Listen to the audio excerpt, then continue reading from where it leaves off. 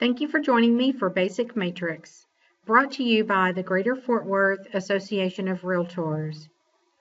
This session of Matrix will cover entering a listing, editing a listing, and basic search functions. The course is designed for newly licensed agents and for experienced agents as well.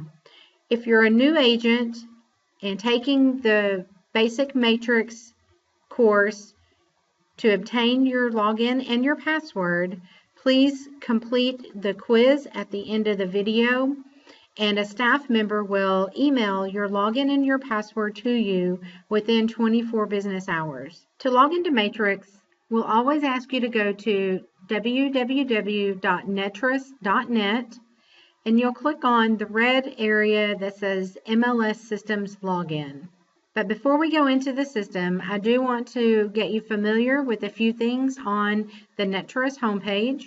Under Resources and Forms and Documents, you'll find here a copy of the MLS Rules and Regulations. We'll cover a few of these rules today as we talk about entering a listing, but you will want to make sure you have a copy of the rules and become familiar with them. As an agent accessing MLS, you are all responsible for knowing everything that's in the MLS rules. The MLS rules and regulations will help you to know what you can and cannot do, and hopefully prevent violations and fines. Another area that I want you to be familiar with is the support. Under support, under Netris Matrix, you'll find the help desk support number, and you can email them there as well. And we'll go back to the homepage of netris.net, and we're going to log into the system. Again, if you have not received your login and password, once you've completed the quiz, you'll receive your login and your password within 24 business hours.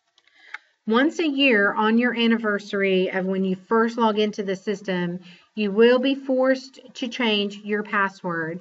A screen will come up and it will direct you that it is time to change your password, and you'll be forced to change the password before you can continue.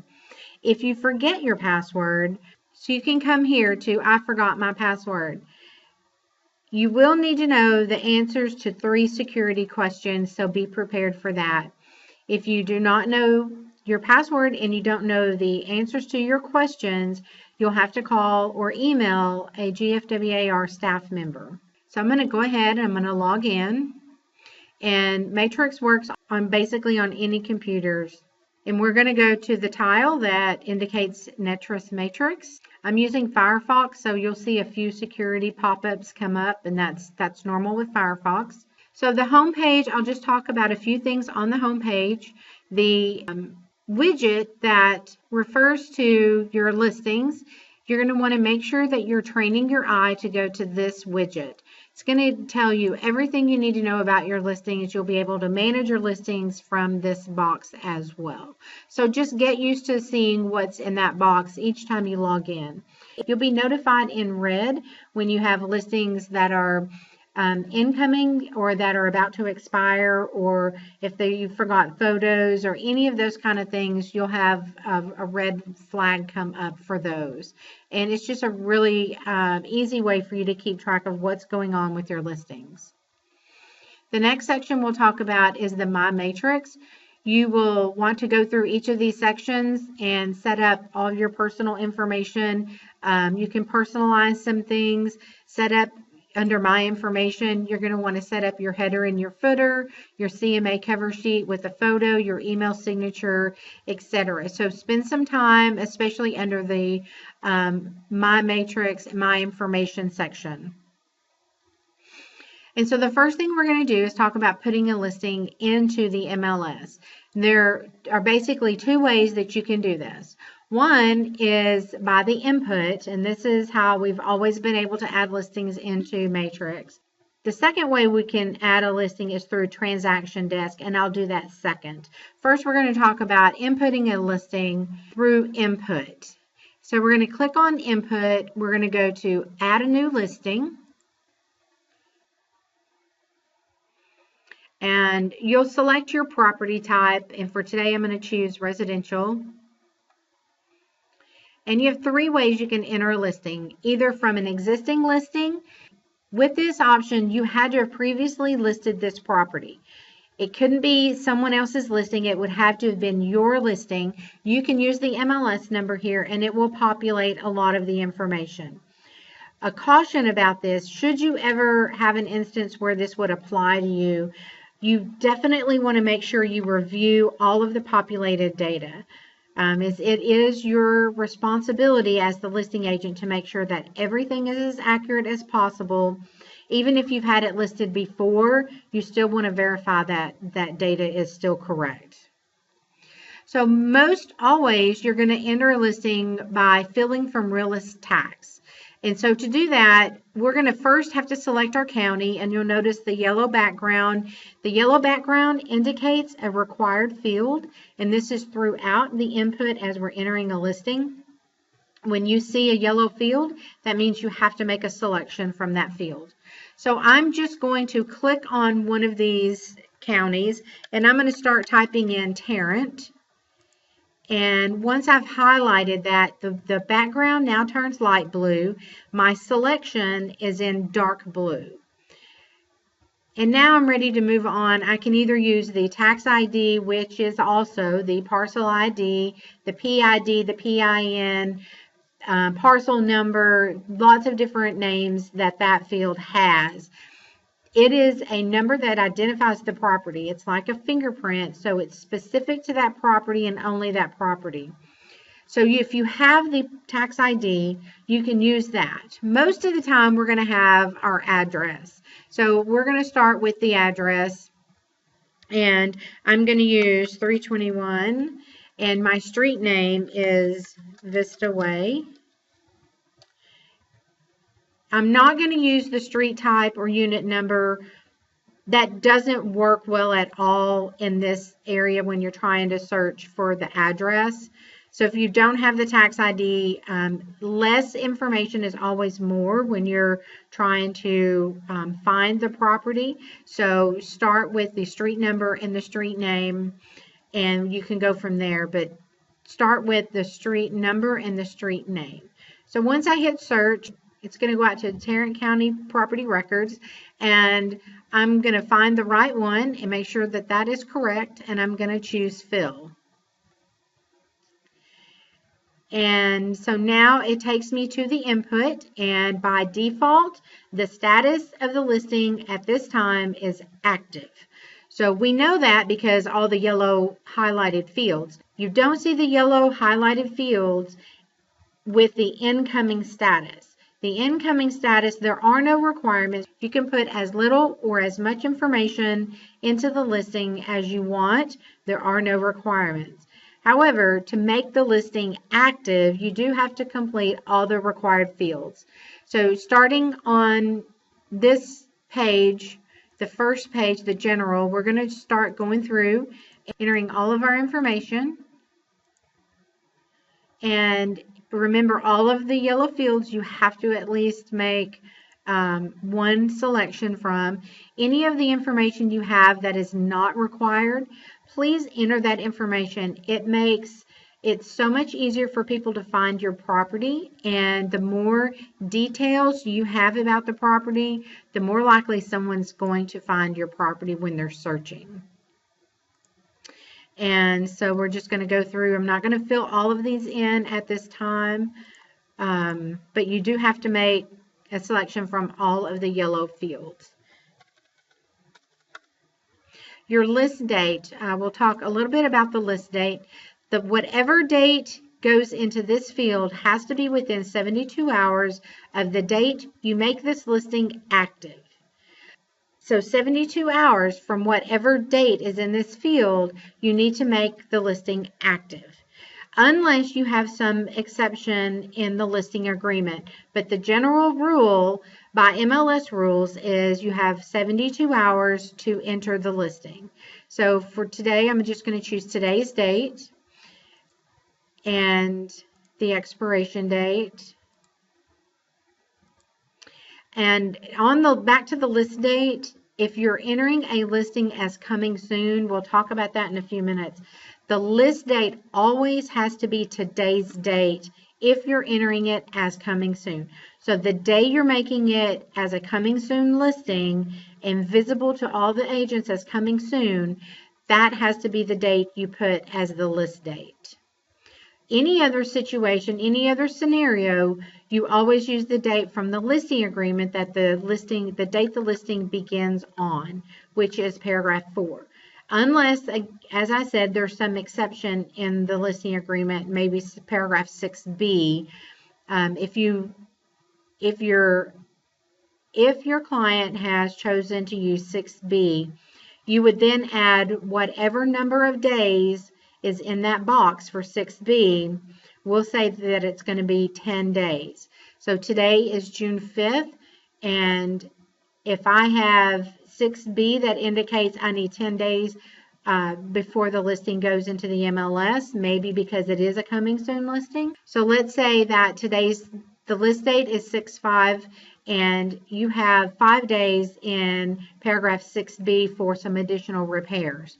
You would have to change this date to 6/10. You would add those 5 days to the date that the listing begins. So you would have to add those number of days from 6B to whatever is in paragraph 4. So this would actually be 6/10, but you can't make the listing active until then.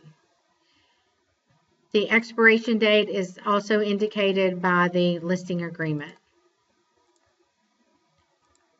So you are just going to go through each of these pages, and so for the schools, you are required to select 3 schools from the school district. Every school district labels their schools differently. That's why there are so many to choose from. Not every district is going to have a middle school, an intermediate, and a junior high.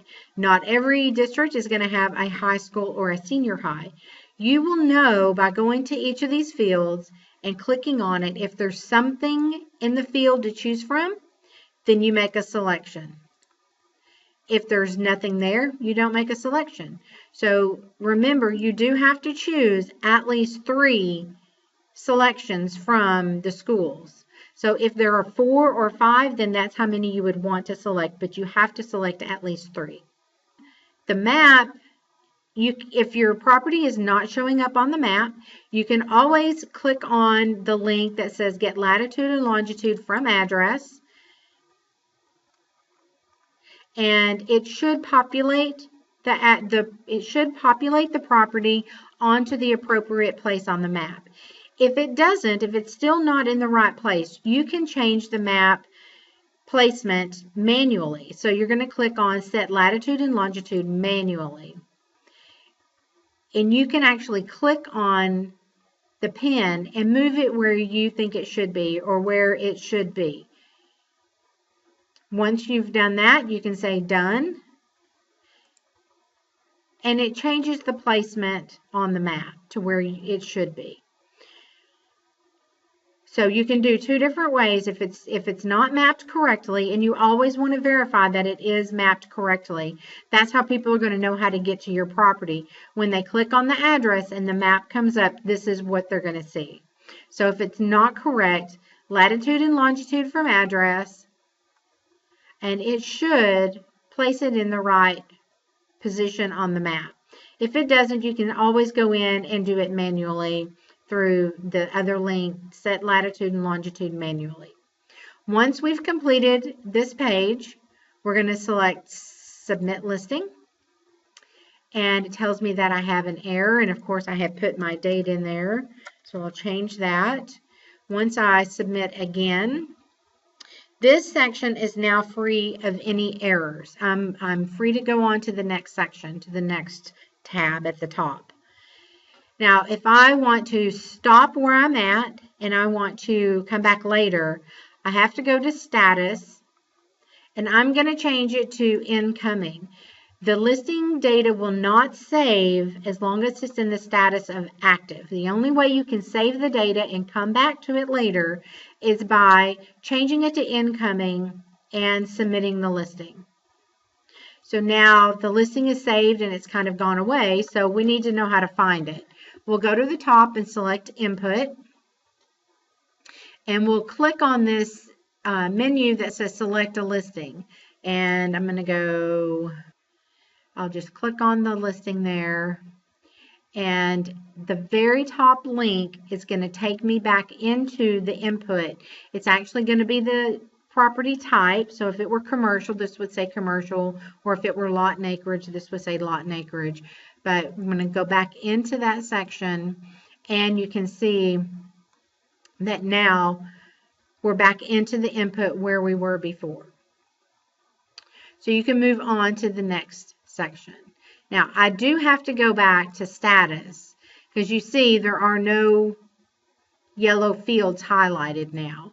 So I'm going to have to go back to status and change it back to active before the yellow fields show up. So now I'm free to go through and add the rest of my information. So the number of bedrooms is required, number of full baths, and number of half baths. So this is really important when we start talking about searching. The full baths and half baths, this will make sense when we get to searching. So you have 2 full baths and 1 half bath in our situation. It's 1 story. We have 1 living area and 1 dining room. Now you can start adding your rooms. We'll add the living room. It's on the first level.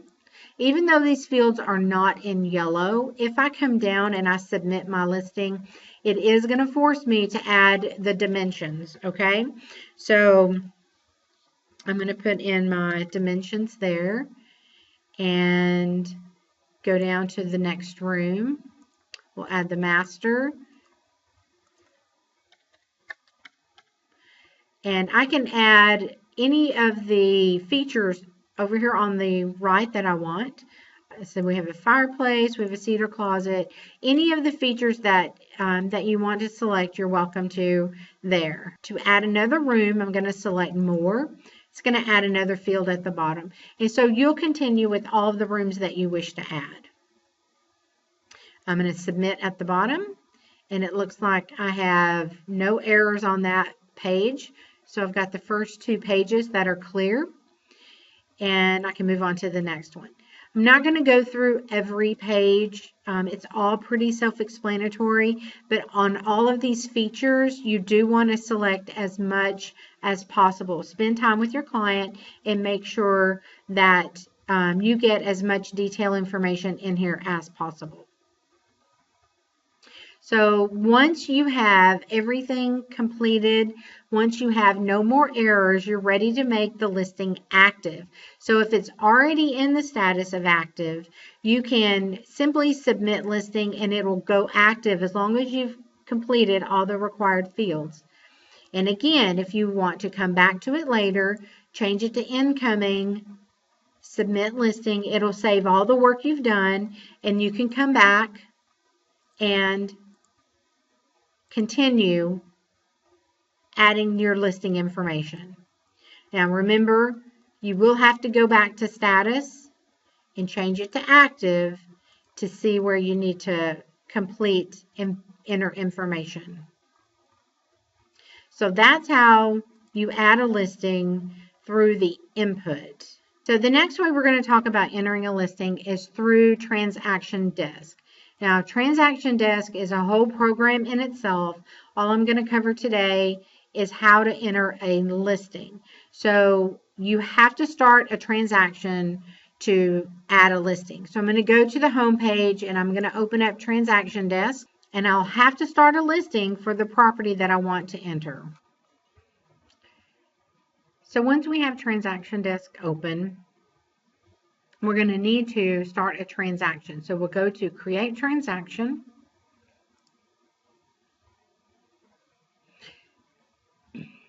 And we're going to name it. So you can name it whatever you want to name it. I'm going to name this one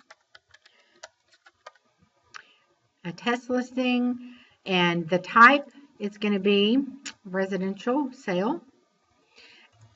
And you always want to select for the import data Realist, the NetTrust Realist. So that's going to go out to Realist Tax, and bring in the most accurate data. For this option, when you're entering a listing, do not ever choose Netris. You are actually entering the listing into Netris. You don't want to populate information from Netris. So realist tax is going to be the choice you want to make. And then you're going to need to select your county. And again, like we did in the other one, I'm going to start typing and it'll take me to Tarrant. And if I have the tax ID, you could put that in there. If we don't, then we're going to look up the street number and the street name. And let's see if I can find the property. There it is. I'm going to click on the little circle to select it and select. And so now I'm ready to move on. I do always recommend you use the wizard. The wizard is going to walk you through step by step, and you're going to follow the prompts on the top right, that little blue button. So we're going to just go to create. Now remember, we're still creating the transaction. We haven't actually started entering the listing yet. So we have to get through the setup of the transaction. And here you can enter more information. The more information you enter here, the less information you have to enter actually into the listing. It'll pull that information in. And you can see a lot of the information, the tax information, the school district, etc. A lot of that was pulled in from Realist Tax. When you selected Realist Tax, it went out and pulled all of that information in. So we'll enter our list price and move down and see if there's anything else. You can put any exclusions or anything else there. Now, if I'm ready to leave the transaction, if I want to save it and come back, I can do that here, but I want to use my wizard at the top right. So I'm going to choose next. It's going to ask me for my list date, and same rules apply. As we were mentioning earlier, the list date has to be within 72 hours of the date you make it active. So whatever date you put in there has to be within 72 hours of the date that you make this listing go active. And so I'm going to go ahead and choose my expiration date. And that is going to be all the information I want to put in because I'm going to create my listing. I'm going to go to next. And now the contacts, if I want to add another party to the transaction, I can do that here. I'm going to move forward. And now I'm on the forms section. So I'm going to add a form. I'm going to click on the little plus that says add. And I'm going to go to the Netris input forms. I could also type into the top. If I type in input, it'll narrow down all of my options. And so I'm going to choose residential data input. Once I put a check mark in the circle, I'm going to select at the top add. And it's going to add the form to the transaction. Now I have to go in and fill out the form. So I'm going to click on the form. It's going to open.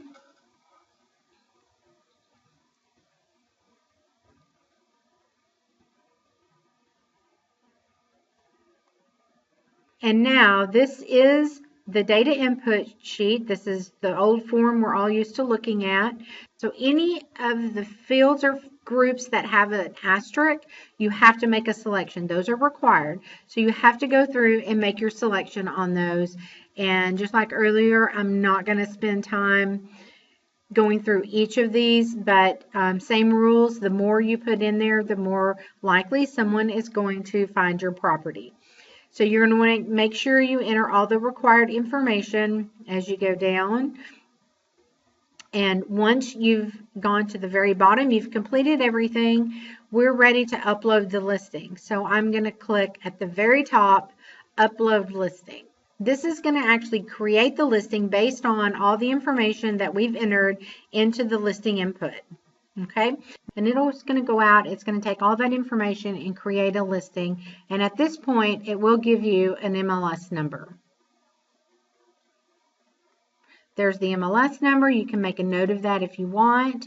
If not, it's not going to be critical because I'll show you where you can find it. So I'm going to go ahead and close that, and I'm going to jump back over to Matrix. So now, just like we did before when we were at the input and adding a listing, we saved it as incoming.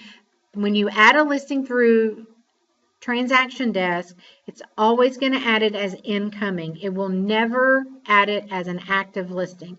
Always it'll add it as incoming. That's only when you use the Transaction Desk. So when you add it through the input, you have a choice. You tell the system what status you want for that listing. So we'll select the listing we just created, and just like before, you go into edit it through the residential link, and I can now change it back to active so that I know what fields I need to enter information into. So it gives me all the required fields. I can go back in and finish the input. I'm going to go ahead now and save this as incoming again. And it'll remain there as incoming until I make it active. There. Next, I'm going to briefly talk about the coming soon listing.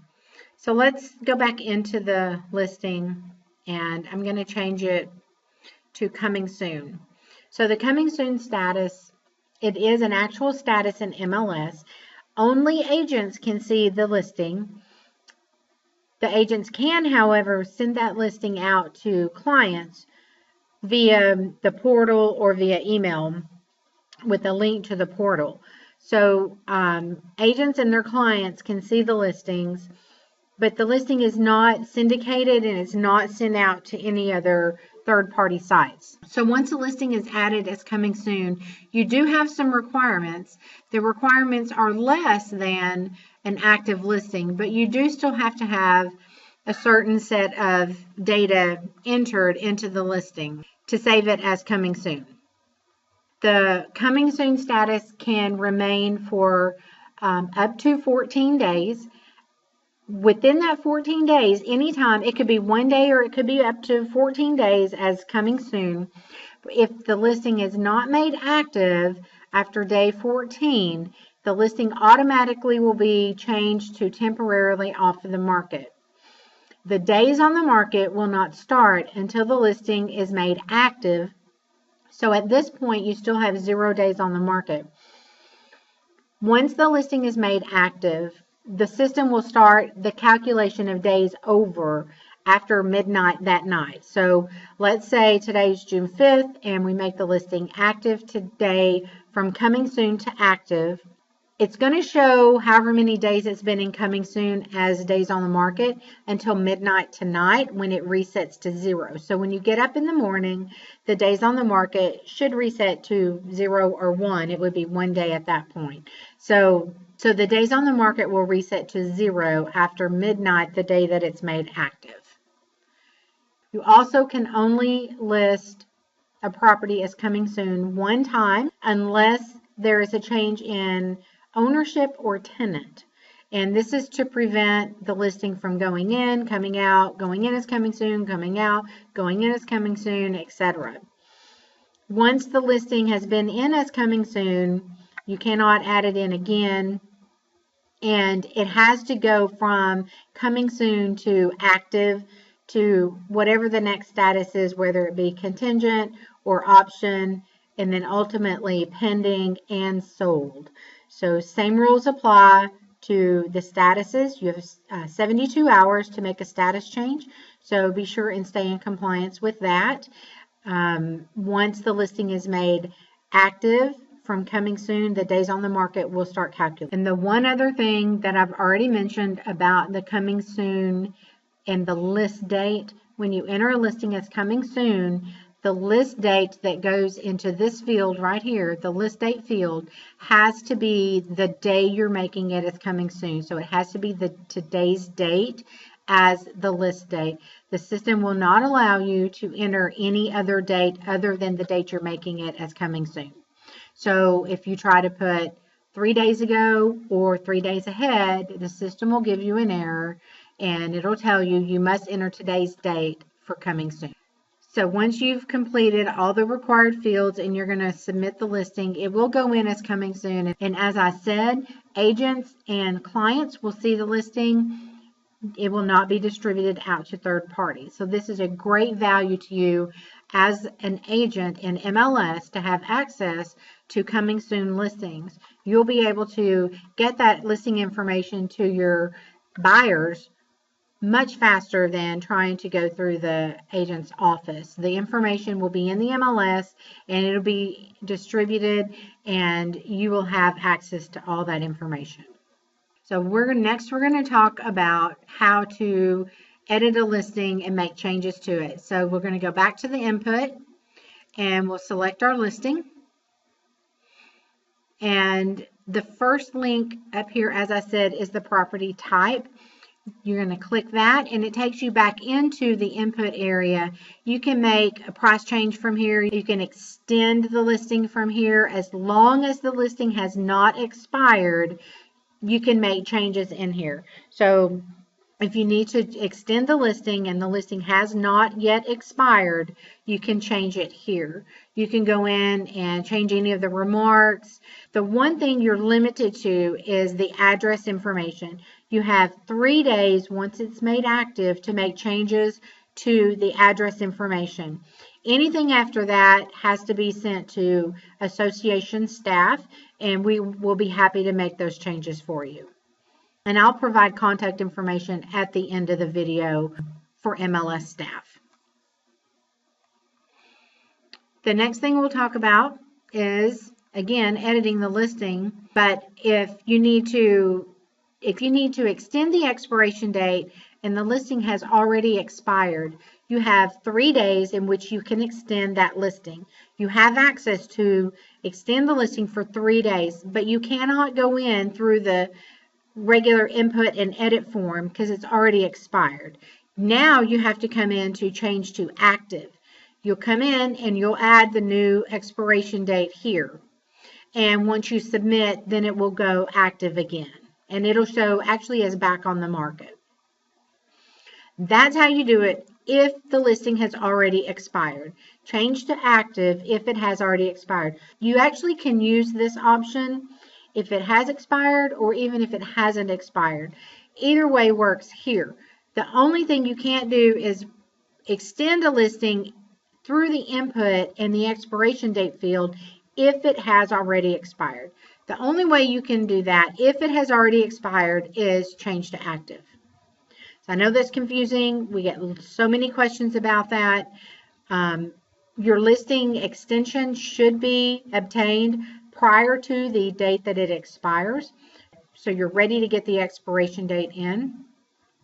Should you miss the 3 days, MLS Rules says that you will have to enter it as a new listing. If you miss the 3 days and you don't extend it, it's already expired and it exceeds the 3 days, you'll have to enter it as a new listing. So any other status changes can be made here. We'll talk about adding photos. We'll do that next. So the link for manage photos. When we want to add photos, it's very simple. You've already taken the photos or had the photos taken, uploaded them to your computer. We're going to browse out. You can add up to 36 photos, and I'm just going to go in here and I'm going to grab all these photos. It's going to upload 36 of them.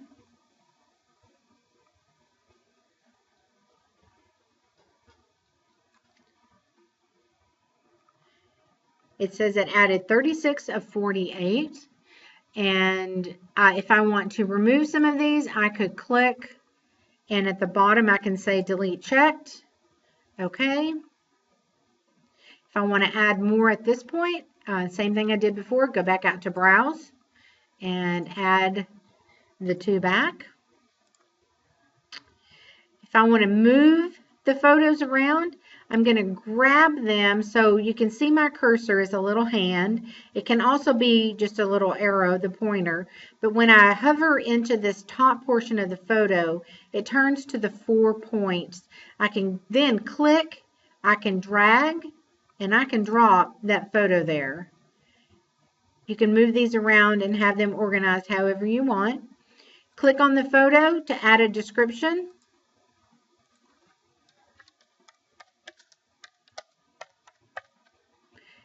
And done. And then save. Now, once I have my photos exactly how I want them, I've added all of them. I've moved them around. I've added the descriptions. I'm going to save at the bottom, and the system is going to upload them to MLS. It takes just a few seconds. Now you can go back in. If you want to manage or move your photos around, you can. Go in, manage your photos. And from here, if you want to move them around or remove or add any more, again, you can do that from here. Now, to add a document, the documents, we suggest you wait until the listing is active. And at this point, we're assuming the listing is already active. Go ahead and make it active before you add the documents. So we'll go ahead and manage documents via transaction desk. You have the documents already saved on your computer, and I already have a transaction, so I'll need to start a transaction. And I am the listing agent. Now, I'm adding the documents from the listing input modify menu. So it already knows the listing. I only have to tell it a little bit of information. So I just had to tell it I was a listing agent. Again, I'm going to follow the wizard up on the top right. And now I get to add a document. Now this window comes up and I can click on it. I can come out and I can drag and drop, and it'll add my document.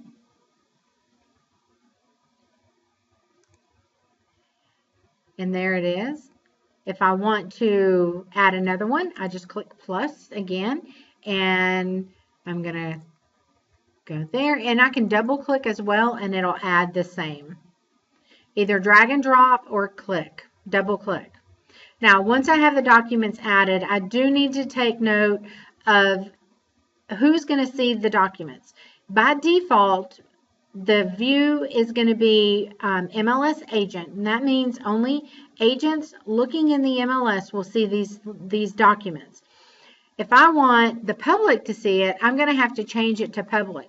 So if I want to make sure that when these listings are being emailed out or showing up on client portals, we want the client to be able to see the lead-based paint and whatever other documents you add out there. If you don't, you can also make it private. So if I don't want anyone to see that document, I can make it private. No one's going to see it but me. You always want to make sure you go in and change the view of the document. At a minimum, you want an MLS agent view. Public means that your clients are also going to see that. So that's totally up to you, but make sure you go in and make those changes. Now from here, it just says the document was successfully added. I don't have to save. I don't have to escape or do anything. When I go back to my listing, the documents are just going to be there already. And it opens in a new window. And you can see the documents are already there. So I'm just going to close this out. And back to Matrix. The next thing we'll talk about is adding a virtual tour or a link. There's a difference between the two. A virtual tour is going to be a URL that your tour provider is going to provide for you. What you are going to enter into the MLS is going to be a non-branded tour. You cannot enter a tour that's been branded. Most likely your virtual tour provider is going to give you two different links. One will be branded, one's non-branded. So you have to enter the non-branded link into the MLS. Once you've added that here,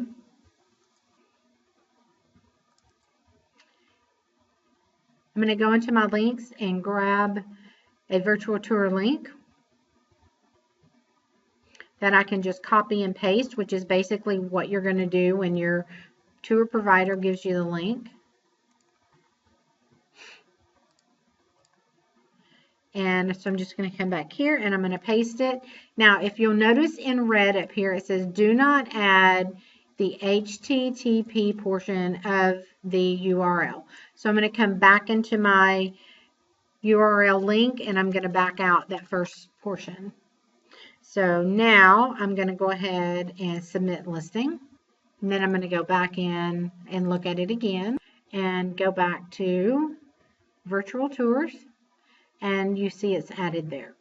A hyperlink is different. A hyperlink is just a web address to any website. These web links, hyperlinks, do not go out to the public. So it can be anything. If you want to add a link to the bank, maybe there are some special documents that are going to be required, or to your website where you want to, maybe you have some more information about the property there. Whatever you want to add in there, you're welcome to add anything in there. It does not go out to the public, so there are no restrictions there. Once I've completed my links, my virtual tours and my links, I'm going to submit listing. And then I'm going to go back to the input again, go back to my listing, and the next thing, we can do a price change, we can do open house, we can delete incoming status. So if you have a listing you've started, and maybe you started it before you actually had the listing agreement secured, and the seller decided they didn't want to sell after all. So now you have this listing that's in here, and you don't know what to do with it. So you can come in and you can actually delete it if you want to. So we're going to say yes on that and delete that incoming listing. So now the listing is gone for good. So that's how we enter a listing, by going to input, and then you also can enter the listing via transaction desk from the home page. And next we'll move on to searching. Start at the quick search. You do have, for all of the different property types, a quick search and a detailed. It's totally up to you, whatever you're comfortable with using. The detailed is just going to be a longer form. It's going to give you more fields to choose from. I will caution you, when you're searching, this is one time when less is more. The less information, the less criteria you put into your listing, the more results you're going to get. You can always narrow it down from there. So start with very minimal criteria. You're going to get more results, and you can narrow it down from there. But I always start with the residential quick search. I actually have my search set up totally a preference for me. You can set it up however you want to, but if you have certain criteria that you always seem to be entering in for a search, you can enter that criteria in. You can save that criteria as your default. So if you're searching for properties in a particular area more often than not, you can set that as your criteria for your default starting point. So anytime you come into the residential quick, it by default will start with that information in there. I happen to have mine totally clean. I have no data in here, as I want to make sure when I come in, I'm starting with a fresh search. More times than not, when we get calls on someone that's having a problem finding a property, they have some criteria somewhere in some of the fields that you're just not clearing. That's preventing you from finding the property. It might be a status, or it might be price, or it could be a number of things. If you're going to put criteria in here, always before you start the next search, hit clear. It's going to clear everything, but it does also clear your status, so be aware of that. It does clear everything, including the status. Once you know you have a clean slate to start with, we can start adding criteria. I'll go through a few of the fields.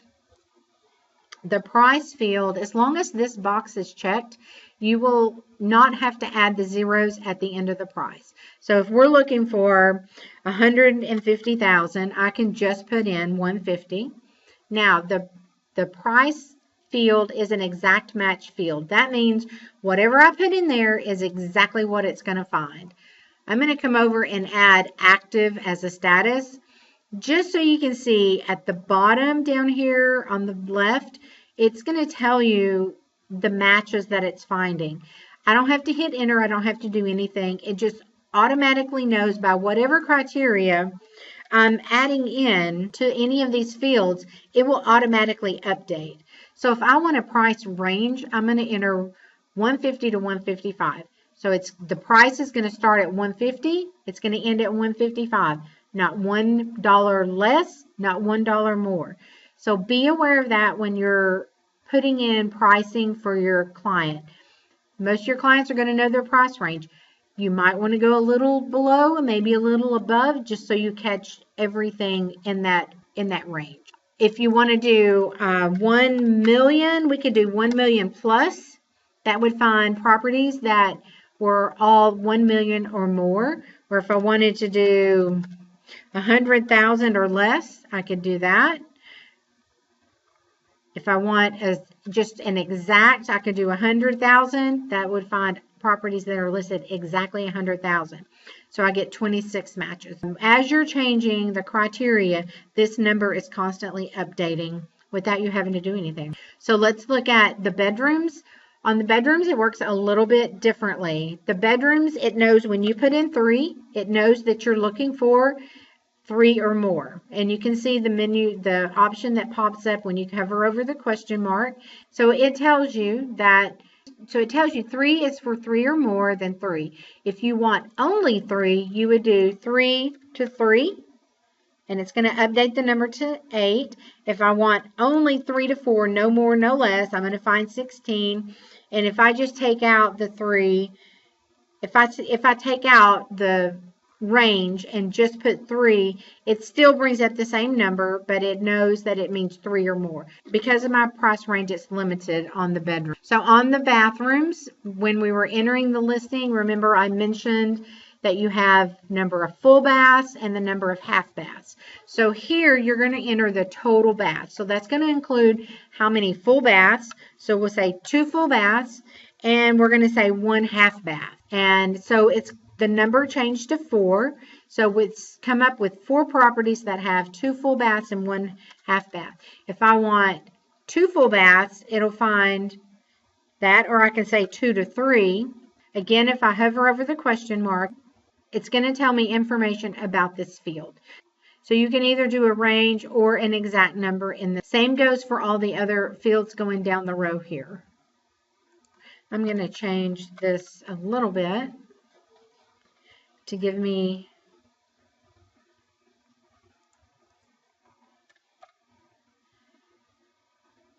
more matches. I'm going to change some of my criteria here.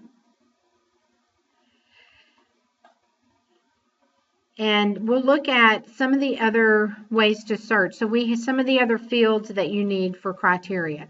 Street number, we have a street prefix, street name, street type, street or unit number.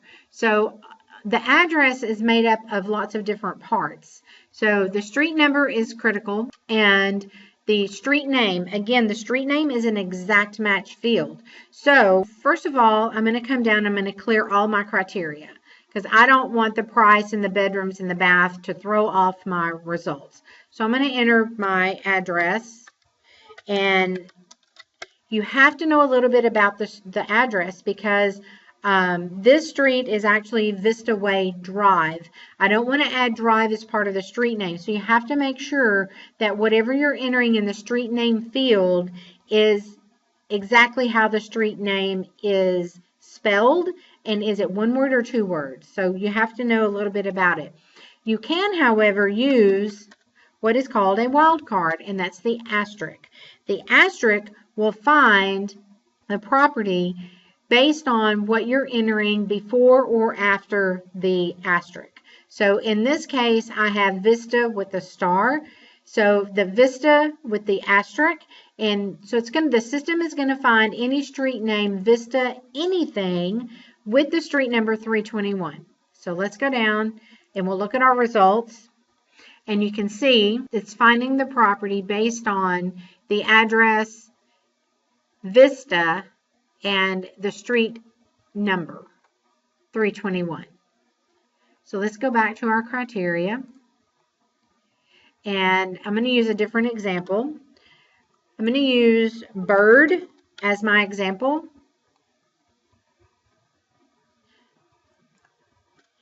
So let's talk about the street address, the street number, street prefix, street name, street type, and the unit number.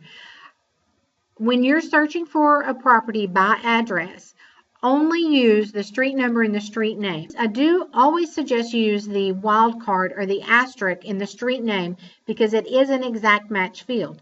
So you may think you know that how the street is spelled, but maybe it's 2 words instead of 1, or it could be, 1 word instead of 2. It is exact. So if you don't know, or if you misspell it in any way, you won't find that property. So let's look at my example today is going to be the street name Bird.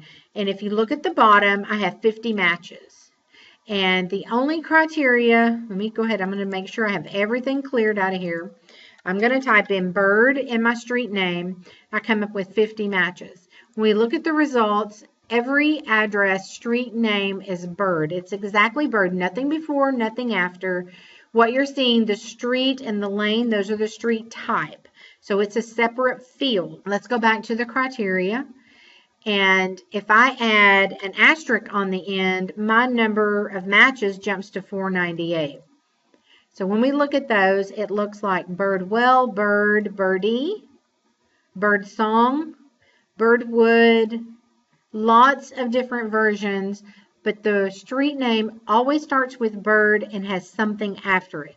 Since I added that asterisk or wildcard into that street name field, it's telling the system, go find street names that's Bird anything. So let's go back and I'll add the asterisk at the beginning. And now it's found 3,546. So it's telling the system, by using that asterisk, go find street name anything Bird. And we see what that looks like.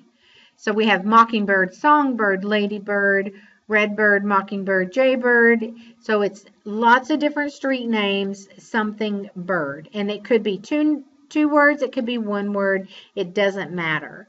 And it could just include Bird Street, as you see. So there's nothing before, nothing after, but it still finds it. Let me go back to criteria again. And if I add the asterisk at the front and the end, it's going to find all street names that has Bird anywhere in the street name at all. So it could be something Bird or Bird something or something Bird something. It's just any version of the street name that contains Bird. This same rule applies to the subdivision. I'm going to go ahead and clear everything. The subdivision is probably the hardest way to find properties. And if you use the asterisk, it will make it much easier for you, much more accurate. So let's go ahead. I'm going to use the subdivision Ridgely. And I found 48 matches. And if we look at the results, you'll see the subdivision name is all Ridgely, exactly spelled all the same. Let me go back and I'll add the asterisk at the end. And my matches went up to 3,443. So when we look at that, you're going to see Fort Worth Ridgely. You're going to see Ridgely. You're going to see Ridgely Second, Ridgely Second ADD, Ridgely Second Edition, lots of different Ridgely ADD. You're going to see lots of versions of Ridgely subdivisions. Now, depending on how it's listed in the MLS, you may or may not find it. If you do Ridgely ADD, you would find a good portion of them. But using the asterisk allows you to find all of them. Now, you can sort the subdivision by clicking on the header at the top, the subdivision name header. When you click on that, it does sort them for you. So this has sorted them by alphabet starting at the end of the alphabet. So if we want them to go to the front of the alphabet, then it's going to sort them when we click on it again. You could, any of these fields you can sort by address, and any of the fields you can sort by, whatever you want. Just when you're adding the asterisk into that field, you're always going to get the most accurate results. I suggest always to put the asterisk at the front and at the end. So if you have a subdivision that has the word "the" at the beginning, you will not find it unless you add the word "the" or the asterisk. Adding the asterisk takes out a lot of the room for error. So that's how you're going to use the wildcard in the street name and in the subdivision. A few more of the fields on the quick search. The county, you can search for properties by county, by city. Let's just go in. I'll show you how that works. You can type in here your city. It'll start narrowing it down. Click on it, add, and then OK. It then does become part of your search criteria. Or you could say not if you don't want it included. You could search by zip code, area, and sub-area. These two fields are becoming less and less popular. The area and sub-area map has not been updated for about 5 or 6 years, so it's a little bit outdated. I don't recommend it as your first choice for searching. Use the city or the zip code or some other way to find the properties by location. My favorite way to find properties, or my favorite way to show you how to search, is actually using the map. So I'm going to go ahead, I'm going to clear all of this. I'm going to go ahead and choose active status. And you can get to the map by 3 different ways. At the top right, you can click map. And it'll take you in there. I can go back to my criteria. I can do the map search here. Takes you to the same map. Or at the bottom, I can go to the map. All takes you to the same place, just 3 different ways to get there. Now, you do have on the map search by location, you can tell the system to find properties within a blank miles of a certain location. You can click my location, and it now knows where you are and has found and mapped properties based on, oops, let me change this to, let me change that to 1/4 of a mile based on my location. So now when I go to the map, it's looking 1/4 a mile around us, wherever you're at. I can go back, I can clear that by the broom. I can also go back here. If I want to add more criteria here, I can. Or I can clear all of this. So I'm going to go ahead and choose my status again. I'm going to jump back to the map. And like all of the other areas we've looked at, you can save the default map by clicking on this little gear or sprocket up on the top right corner. You can set your starting default point. So if there's a certain area you work in, you can find that on the map and click on the set this map view as my starting default. So every time you come back to the map, no matter what you've done or where you've been, come back, and when you come back to the quick search and you go to the map, that's where it's going to take you first off. I'm going to come back and choose my status again, and as we look at the map, I'm going to just go over some of the drawing tools, some of the features here, and I can use a radius to draw, so it'll tell me by miles how far out I'm looking, and it'll eliminate anything outside of that shape. If I want to get rid of that shape, I just click on the red dot, which is like its starting point, and delete the shape. If I want to add another shape, there's a rectangle. So I can do that, or I can get rid of that as well. And my favorite is going to be the polygon. So I'm going to just start clicking and drawing out my boundary, my My buyer has shown interest in this area. So once I have this drawn out, it eliminates everything outside of the shape, as you see. But let's say that my buyer doesn't want to live anywhere near Montgomery. So here's what we can do. We can take another shape and draw it there. Click on the red dot, and we can say exclude, and it'll take out whatever properties are within that shape. I can move this over if I want to extend it over a little bit, or if I want to remove it altogether, I can remove it, and I'm back with my original shape. Now, I also can use the layers at the top, or overlays as they call them, layers or overlays. I can click on those and it can show me zip code, it can show me city, it can show me all these different things, school districts, lots of information. Go through, play with those, and you can see it'll pop it on the map. Each one of the options is a different color, and you can see how it's going to just draw it out on the map. And if I'm playing on the map, I'm moving around, and I want to get back to my original point that I had saved as my starting default. The next little option is a recenter, and if I click on that, it's going to take me back to where I started, or where my default start point. That is the basic of how to use the map. What using the map will do for you is it eliminates any error on the agent's part as far as property details.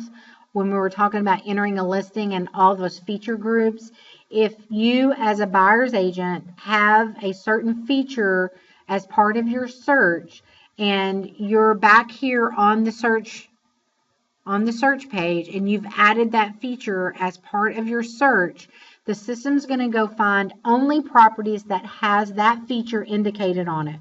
When you're searching by map, none of that comes into play if you don't want it to. You can add that as part of your criteria, but the great thing about using the map is you don't have to have any criteria. You don't have to know anything about that area, that neighborhood.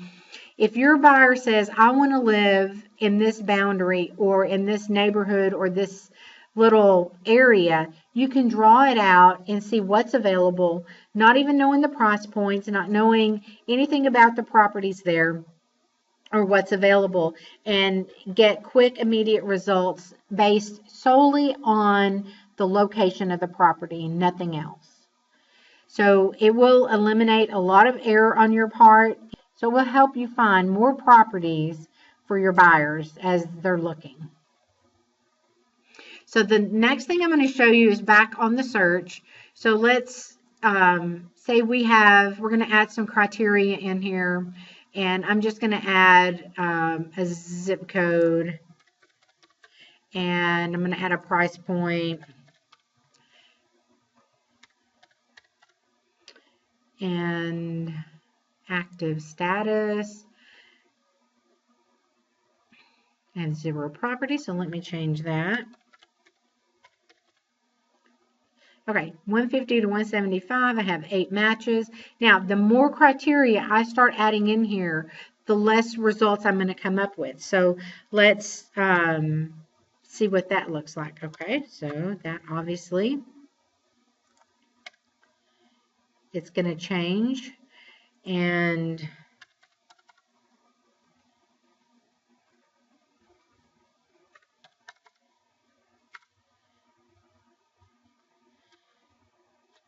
so as I'm adding criteria, my matches are getting less and less. So just remember that.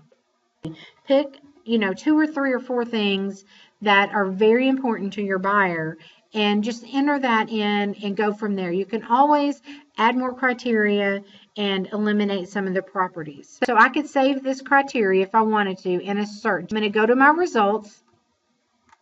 I'm going to select all of the properties, and you notice right now this bar down here is not lit up. So once I select these properties, all of these options light up. You can now email all these listings. You can print them. If I want to go to save here, I can save it as a new search. So I'm going to go ahead, I'm going to save it. You do have to name it.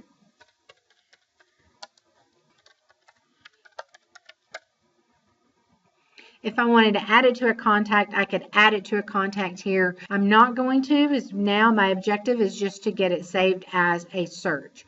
So I'm going to go ahead, I'm going to save it as a search. Now, where do I find that search once I have it saved? I'm going to go back to the My Matrix. This is what we talked about earlier. The My Matrix is everything about you as an agent. This is all of your stuff. So all of your saved searches are in here. We go to Save Search. It's going to be right in here, 76179 residential. If I want to run that search every day, all I have to do is come in here, click on that, and go to Results. If I want to change the criteria, I can always come back and change the criteria. It's very simple. But those searches, once you save them, you go to Results, click all the properties, and go to Save, and save as a new search. The new auto email and all the other options for searching and setting up your contacts is all covered in the Advanced Matrix class. I do encourage you to sign up for an advanced class. We also offer Instanet or Transaction Desk training. It's a full class, covers all of the basics of Instanet, not just how to enter a listing, but the whole transaction piece of it. So I do encourage you to sign up for that as well. And that concludes our training on Basic Matrix. I'll include some information at the end, and there'll be a quiz. Please answer all the questions on the quiz. If you're waiting for your login and your password, that will be emailed to you within 24 business hours. Thank you and have a great day.